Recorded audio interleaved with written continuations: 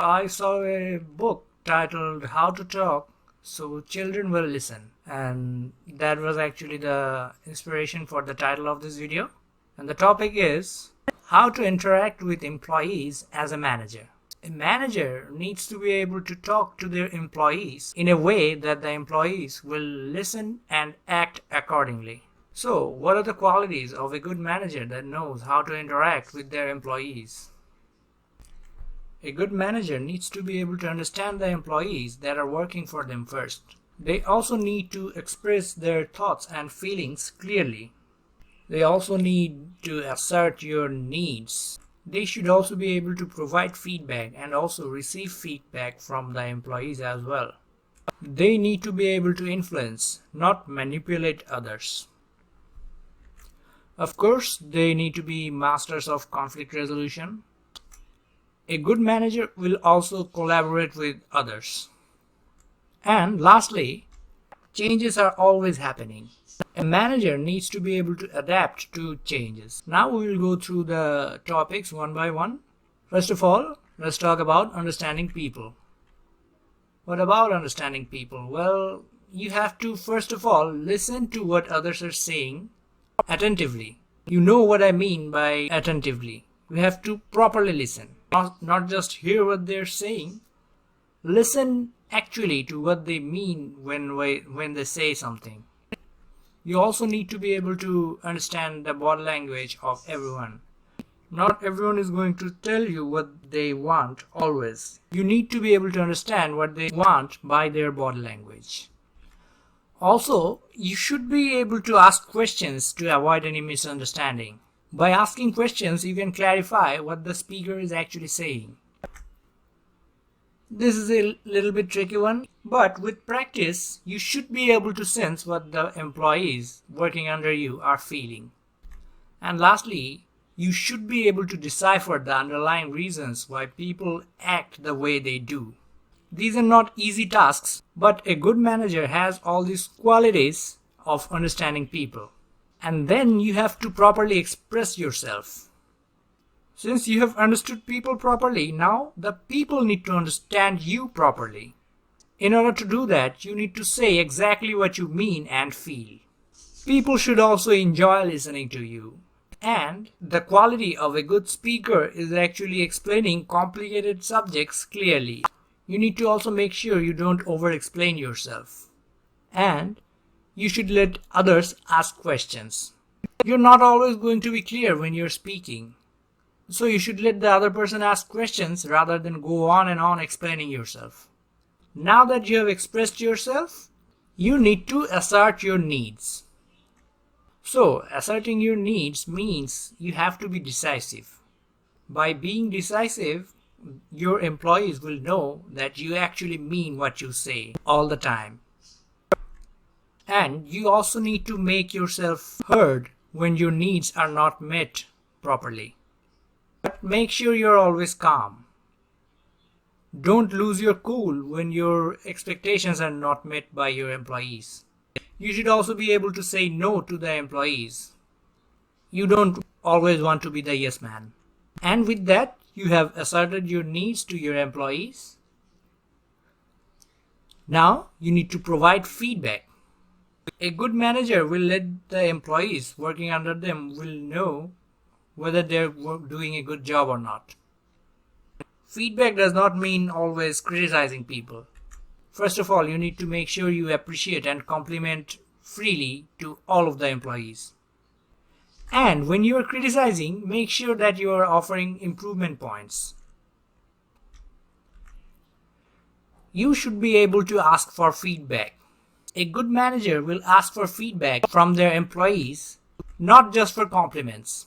The employees might have the tendency to give only compliments to their bosses, but you need to make sure that they are telling you what you are doing wrong.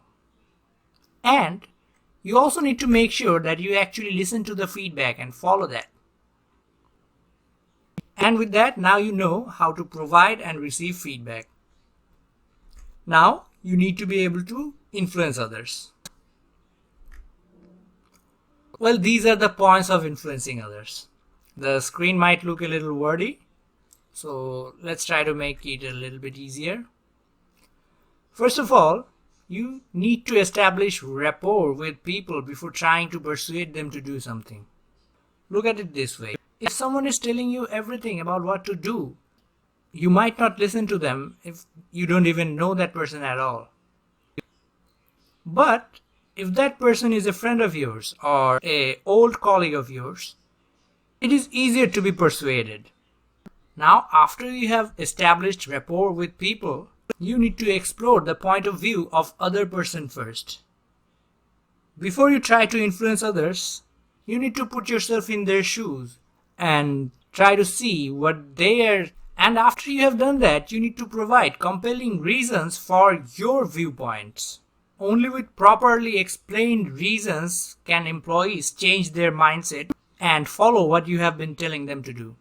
And you should make sure that employees should not get defensive when you are telling them to follow your lead. And lastly, you should also give them time to think over what you have just said to them. Don't expect them to work right away after you have given them any instructions. And now you know how to influence others. After that, you need to know conflict resolution. In any organizations, there is bound to be conflicts between anyone. A good manager needs to be, no, actually has to be a master at conflict resolution. Whenever a conflict arises, you need to get the tension out on the table. By that, I mean tell everybody that there is a tension. That tension should not be hidden. The conflict should be acknowledged. And right from the start, seek for agreement, not victory.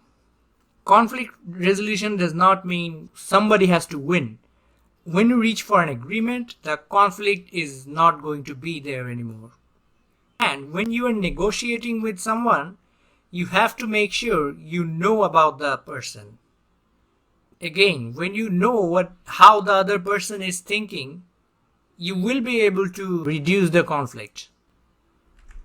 You also should be able to try and solve the problem instead of blaming others.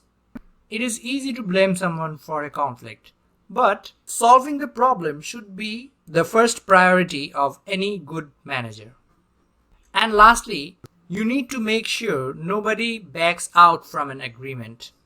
When an agreement is reached, make sure everybody sticks to it. That way, you are a master at conflict resolution. You should also be a good collaborator. For that, you need to actively request for help and reciprocate with others. If you don't request for help, no one will know that you actually need help. Even if you don't need help, you might sometime need to request for help so that others feel needed. You also need to keep others informed when you are doing something that might have an effect on them. And when you are collaborating with others, make sure you focus on others as well as yourself. Now you are a master collaborator. A good manager also needs to be able to adapt to changes. How do you do that? First of all, you need to have resilience. Resilience is the best quality of anyone actually, not a good manager. Even if things don't work out, you need to be able to have the quality to bounce back and work again and again. You should also be able to take risks. A lot of time, managers need to take risks on a lot of places. You should have the courage to go for it. Then you should also be able to be willing to make changes. Changes in your behavior and also changes in your work patterns. And lastly, you should be actively trying to improve relationships with everyone in the organization. And that is how you make sure that when you talk, your employees listen. With that, I'd like to end this video. Thank you all for watching. I hope you learned something new today. And lastly, for the bonus part, I would like to say that the Spanish word for hospital is hospital.